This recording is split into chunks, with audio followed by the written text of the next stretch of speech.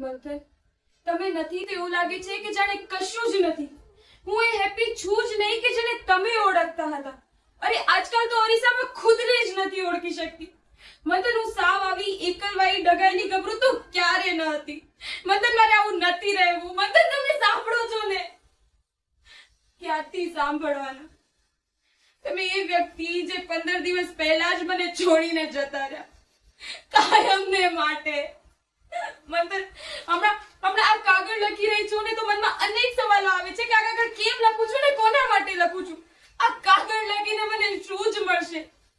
કેમ એ વ્યક્તિને કાગળ લખું છું કે જેના સુવર્ણ સ્પર્શની જગ્યા સુકરણા હારે લઈ લીધી છે. પણ મંથન, પછી મને એવું થાય કે સંબંધોમાં ગણતરી ના હોય. જો મેં આવી જ ગણતરી રાખી હોત ને તો તમારો હાથ પકડીને મમ્મી પપ્પાની મરજીની વિરુદ્ધ પહેરેલ કપડે ઘરની બહાર આવી જ ન હોત ને તમારી સાથે લવ મેરેજ કર્યા જ ન હોત. મંથન, મને હજુ પણ યાદ છે જ્યારે પણ કોઈ મૂવીના ઇમોશનલ સીન જોઈને હું રડી પડતી ત્યારે તમે તમારો ખભો આપતા ને કહેતા, રે યાર સાવ નામ હેપી હોવાથી હેપી નથી થઈ જવાતું. પણ હું તમને કહેતી કે મંથન, તમે અને તમારો ખભો છે ને એટલે જ તો હસવું અને રડવું બંને સરળ છે. ત્યારે તમે કહેતા કે હેપી હું નહીં હોઉં ત્યારે, અને હું હિક્કા ભરીને રડવા લાગતી. અને તમે કહેતા કે સોરી હેપી સોરી. અરે સોરી હેપી, યાર મજાક કરું છું. કાશ આ પણ એક મજાક જ હોત. મંથન, તમને ખબર છે હું નાનપણથી જ બેકઅપ પ્લાન સાથે રમનારી છોકરી હતી. લાઈફમાં ક્યારે રિસ્ક નહીં લેવાનું. મારે પણ જિંદગી એટલે એકડે એકથી માંડીને એકડે મીંડે 100 હતી. પછી મારી લાઈફમાં તમે આવે અને તમે મને સમજાવ્યું કે મેઘધનુષ્યના 7 રંગોના નામ ગોખવાના ન હોય, એને અનુભવી પણ શકાય. મને યાદ છે લગ્ન પછી આપણે પેલી જોગેશ્વરીની ચાલમાં રહેવા ગયા હતા. ક્યારેક મને થતું કે પપ્પાનું ઘર મૂકીને મેં બહુ જ મોટી ભૂલ કરી છે. કેમ કે તમારા ઘરના લોકો તો મને અપનાવવા તૈયાર જ નતા. અરે એ લોકો તો મારી સાથે વાત કરવા પણ રાજી ન હતા. પણ મારે મન શું ધરતી અને શું આકાશ, મારી તો દુનિયા જ તમે હતા. અને તમે મને એક નવા ફ્લેટ રૂપી ખૂબ મોટી સરપ્રાઈઝ આપી અને એ નવા ફ્લેટમાં આપણે આપણી ફર્સ્ટ એનિવર્સરીના દિવસે પગરણ માંડવાના હતા. મને હજુ પણ યાદ છે એ દિવસ એનિવર્સરીના અઠવાડિયા પહેલા તમારે ઓફિસ નહોતું જવું અને મેં જ તમને પરાણે મોકલેલા.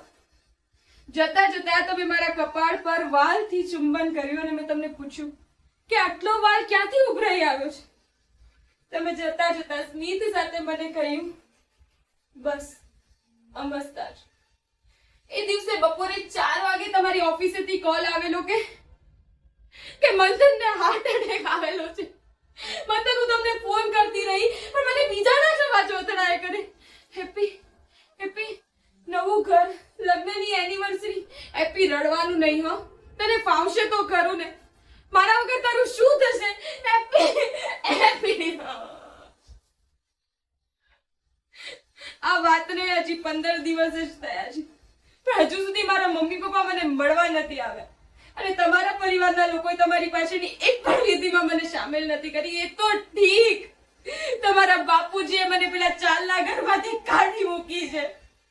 પણ તમે ગયા હું તો સાવ રસ્તા પર આવી ગઈ.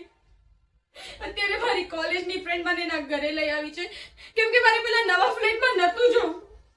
મંથન, મારે તો પેલું જોગેશ્વરીની ચાલવાળું ઘર જોઈએ છે જ્યાં તમે છો, જેના ફર્શ પર તમારી આંગળીઓની છાપ અકબંધ છે, જે ઘરમાં તમારી સુવાસ ફેલાયેલી છે. મંથન, મારે એ ઘર જોઈએ છે. પ્લીઝ મંથન, પ્લીઝ.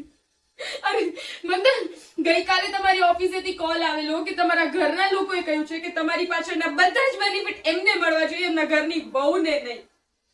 અરે હજુ તો સ્મશાનમાં અને મારા મનમાં તમારા ન હોવાની આગની રાખ પણ નથી કરી ને આ લોકો તમારા હોવા ના હોવા પર ગણતરીઓ કરે છે.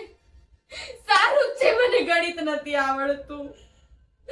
હું આ બધું લખું છું પણ કેમ મને નથી સમજાતું. મંથન, મને ખાલી એટલું સમજાય છે કે મારે તમને એકવાર એકદમ ટાઈટ અપ કરી મન ભરાય ત્યાં સુધી થેન્ક યુ કહેવું છે. મંથન, તમે એકવાર આવી જાઓ ને, મારે મારું દિલ ભરાય ત્યાં સુધી રડવું છે. મંથન, હું રડી લઉં પછી તમે જતા રહેજો. બસ ખાલી કોળાનો તો જવાબ આપતા જાઓ કે આ કાગળ હું કયા સરનામે પોસ્ટ કરું. લિખિત તમારા રખડતા કાગળ જેવી તમારી હેપી